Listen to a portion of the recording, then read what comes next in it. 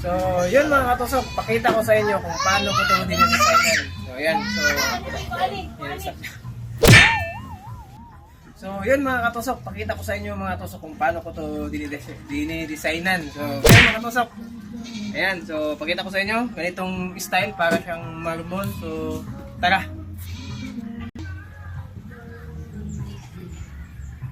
Paano mag-design ito? Yan, panoorin nyo lang po. Follow and share and like and comment. Thank you. At PM lang sa gusto mag-order. At yun. So, yun mga katusok, ito. May isang halaman na hindi ko alam kung ano to. So, try natin bunutin. Ayan. So, kita nyo. So, at kukuha pa tayo ng isa.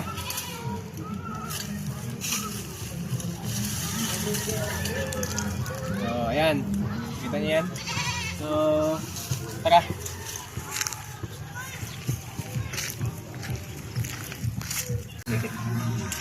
So, ito yung gamot ng isang sagbot.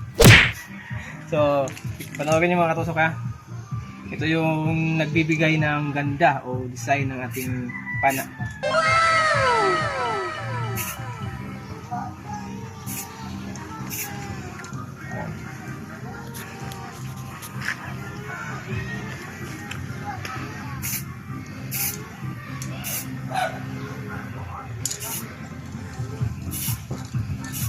Ayan.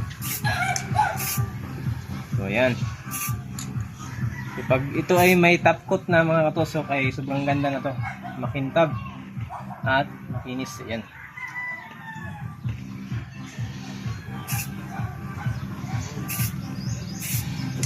Para siyang marble na may kidlat. Ayan o.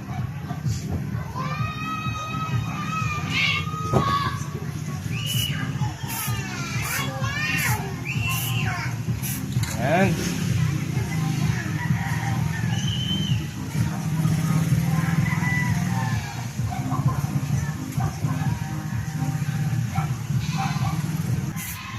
Ano?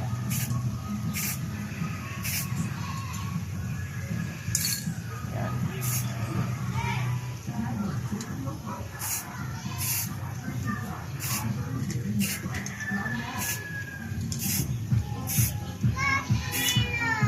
Yan. Focus.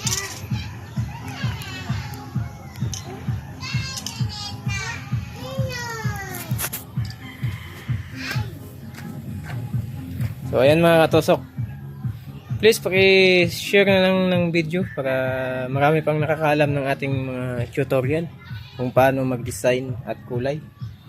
Pwede ito gawin kahit saan, sa upuan nyo o sa bangko, sa lamisa o sa misa, pwede.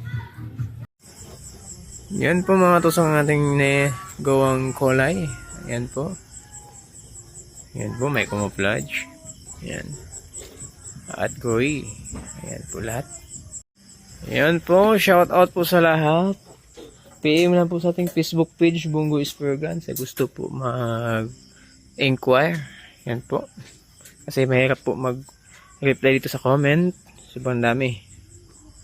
Ayan po ang ating Facebook page, Bungo Ispergan. Ang ating YouTube channel, Brian the Gifted. Ayan po yung mga order nyo, mga katusok. Shout out po sa inyong lahat. At maraming salamat po sa mga nag-orders.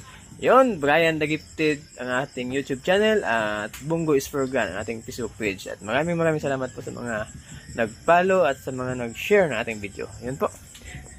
Ayan na po.